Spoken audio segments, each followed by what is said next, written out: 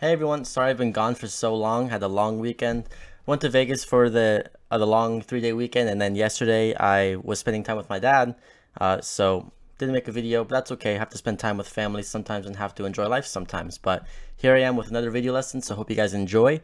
The past 2 days of the market have been really choppy. It seems like ever since the holiday weekend, there's been a shift in momentum from just not so strong. We've been seeing lots of stocks, they would pop up in the morning and then they would just be very choppy breakouts, very choppy dips, and they would just all crash eventually. Last week, if we had that, they'd all be going up 200-300%. We still have some very good runners, but they're just kind of harder to play. So we're going to keep it safe going into tomorrow. I'm going to take less size tomorrow and really just look for those best dip buys down to the previous levels of resistance and support. We had some examples of that today, so I'm going to go over that. And also we had some nice examples of cup and handles on CODX and SGLB, so I'm going to go over that. Don't forget, guys, I am offering a holiday sale, 20% off of all of my products, my chat room, my mentorship, and my course. Links are all down below if you want to check it out. That's going to last until Friday. Very good value. All the programs are all already really low priced, so adding on another 20% on top of that is a very good value. So check that out. If you have any questions, send me an email, tony@tonyivanov.com, or drop a comment down below and I'll be happy to help you out. So with that being said, we're going to get into this video lesson.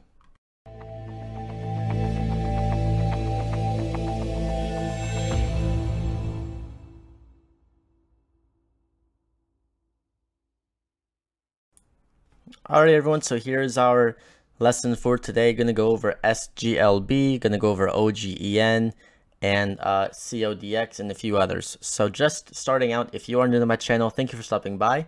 If you guys enjoy this content, please leave a like, comment, and subscribe for future videos. Here's just a quick little breakdown. These two windows, this one and this chart over here, are eTrade Pro. You have to have an eTrade account to use these two platforms. This window right here is Equity Feed. I do have access to a free 2-week trial with no credit card required. There's a link down below to that. And then also this one over here is Trade Ideas. Now, if you can only get one scanner, I would highly recommend that you get Trade Ideas. It's around 90 bucks a month, but it's very versatile. And honestly, without it, I would not be able to trade the stocks that I do. So I have a link for that one as well down below. So check that out. No trial for that one, but trust me, you don't need a trial. It's hands down the best scanner on the market. I just like to have Equity Feed as well because there's been a few times where Trade Ideas, they don't have the same stocks as Equity Feed. It's not very common, but just with my type of trading, I like to cover every base and leave no stones unturned. So that's just my personal preference. But if you can only get one, just get Trade Ideas. So you can see today we had lots of news releases today. We had SGLB had news. They demonstrate the proof of concept for closed loop quality control during metal additive manufacturing. That sounds very nice and important. OGEN had news as well. Oragenics reports positive interim safety analysis results from its phase 2 clinical trial. So that's also great news. And then these other ones also had good news, but these ones didn't really go too far, so we're not going to go look at those. So first I want to go over CODX because that's what we saw spike up yesterday.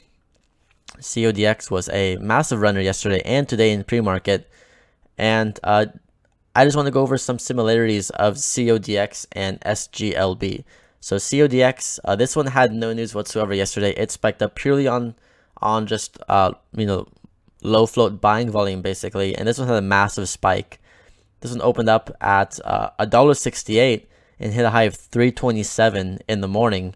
You can see it spiked up, got halted, spiked up even further, and then it hit a high of around 325, pulled back to this support at 252, bounced, made a higher low, and then retested the highs again. But you can see ultimately it was getting stopped by this 327 level. So just looking at the daily chart here, 327, well, here's 296. This is a very significant level of support. You'll see that pop up later on. And then here's this 329, 327 range, all in here, very large resistance. And also right here, 352 was also very large resistance. So just keep all those levels in mind as we're going over the intraday price action. So first, 292, you can see that's right here. So 292, I guess wasn't that significant because the price didn't really follow that one too well. It did today though. I'm pretty sure it did today. Okay, no, I'm totally wrong. So disregard that.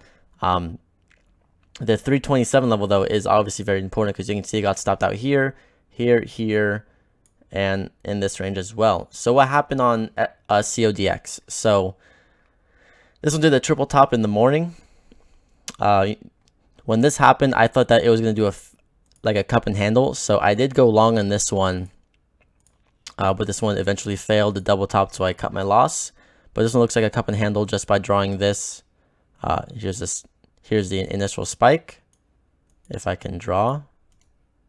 Okay, so here's the initial spike, then there's the cup, and then the handle. So it's usually what's supposed to happen is that you break out when you break the downtrend of the handle and you go higher.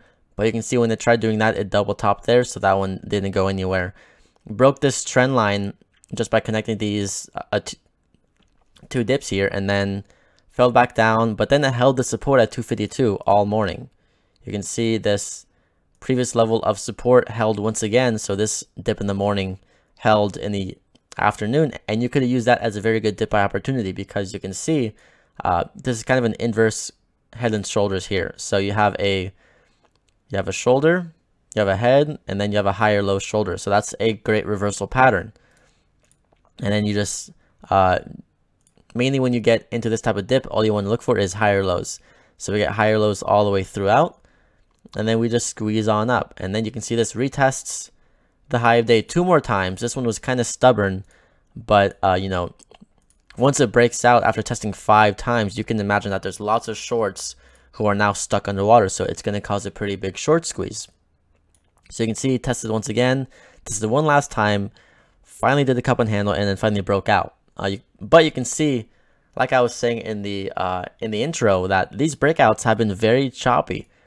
You can see that this was very volatile. It would break out, pull back down to 323, spike up to 338, pull back to 331, spike to 340. It would dip down to 325. It would spike to 350, all in like a span of 3 minutes. It was very choppy and very volatile, which is hard to play if you're doing this as a breakout. Because imagine you're buying the breakout here at 328, say you're filled at 330, and you get the pop up to 350. All right, cool, 20 cents a share, but you're expecting a bigger move higher. You know, this is a breakout on a short squeeze, and then you get this huge dip down to 325. Are you willing to hold through that? Most people probably not. Me, I likely would have, just because it was still above the 20 EMA, but that's just me. It would have been much easier to get into this on a dip buy off of that previous level of support, and also you get a lot bigger range because now you're opening up the possibility of, you know, risking 10 cents per share, but your potential for profit is all the way up at 327, which is almost 75 cents a share, which is amazing. Yes, it does take longer, but it takes patience, and that's really the best way to maximize your profits. Look for these dip buys down to the previous levels of support. So going into SGLB today, you can see that once I pull this up, it's a very similar chart in the morning, at least. You can see very similar.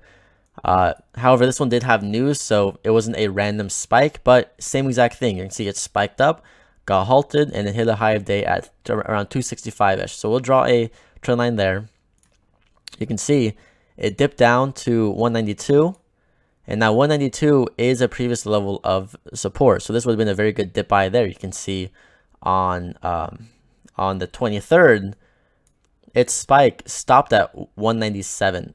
So just using that general range there of 192, 197 or so, you could have done a very nice dip buy there.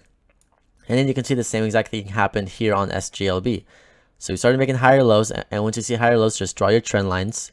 So right there, and you can see this one did the same exact thing, but this one actually did the cup and handle. So let me get my doodle tool, and you can see this one, it spiked up, made a cup, double topped, handle, and then broke out of the handle. So that's a very clean cup and handle there. But also, on this cup and handle, it was also very choppy. It took around 5 minutes for it to finally break out. And you can see on the first breakout, it spiked up all the way from 245 up to the 270s, pulled back down back to the 250s, spiked up 260, and it was very, very choppy. These are hard to play if you're buying the breakouts. That's why you have to buy the dip. When you're buying the dip, you're opening yourself up to a lot more opportunity, and you don't have to worry about the small volatile movements of a stock because you're in from such a great price. Just once you hold through this dip buy here, it really never retests its price once again. It just keeps going higher and higher and higher, and you just take your profits up along the way. So here, you're opening yourself up to the possibility of, risking 10 cents a share. But let's say that your potential for profit is 70 cents a share. That's really, really, really good. That's a 1-to-7 risk reward ratio, and I will take that trade any day of the week. So focus on these dip buys. They're definitely the way to go. And just make sure that you take your profits along the way, because especially on days like yesterday and today, it seems like the breakouts are very choppy. So once you're up a good amount, just take partial profits. No one ever went broke taking partial profits, but of course at the same time, don't limit your profits altogether. Don't sell all your shares for 10 cents a share when you're risking 10 cents a share. That just doesn't make sense. Usually what I like to do is, if I'm risking 20 cents, or if I'm risking 10 cents a share, then I'll take half my profit at 20 cents a share. So no matter what, I'm at least breaking even on that trade now. Yes, you do limit your profit. However, in choppy markets like this, it's probably the safest way to go. And then you can just take the rest of your profit once you hit your profit target of high of day. Of course, that's just what I recommend. You do not have to do it that way. There's many different ways of taking profits. And I'm sure that you guys can you can create your own system for doing so. So then SGLB was just very choppy after that. But one thing I do want to note is that we had a very nice dip buy right here at 231. So let me just draw this trend line nice big in yellow. And then if you go to the daily chart, you can see that previous level was a previous top here on January 12th. It stopped at the 232. And then we also have another significant level at 266. So let me just draw those both real fast and see where those end up. So you can see 232 was one right underneath the halt price, or right above the halt price, and then you can see it dip down, bounce off there perfectly. So, these dip buys down to previous levels of resistance and support are very, very, very profitable, because one, you're buying into a dip, and that's very safe. Just have a tight stop of, say, 5-10 cents a share, and then just, take profits on the way up. On a trade like this that, okay, if you're buying at 233, you're risking, say, 5 cents a share, right? Your potential for profit is 30 cents a share. So that's a very good risk reward. If you're risking 5 cents, making 30 cents, that's a 1-to-6 risk reward ratio. That's very profitable over the long term. So just some tips there on using previous levels of resistance and support and using the daily chart. Hope you guys enjoyed this lesson. If you did, like I said, please leave a like, leave a comment below if you have any questions, and hit that subscribe button if you want to be notified for any future videos. Like I said, I am offering a holiday sale on all of my products. And you can also join my free Facebook group called the Trade Buddy Community. We have over almost 5,000 members now in this group who are all just on the path of becoming better day traders. We all just give each other our best tips and tricks and practices of becoming better traders. So I highly recommend that you hop in on this group. I post my watch list in here every morning, and also I post my videos here every afternoon as well. So check it out. Highly, highly recommended. And as far as the sale goes,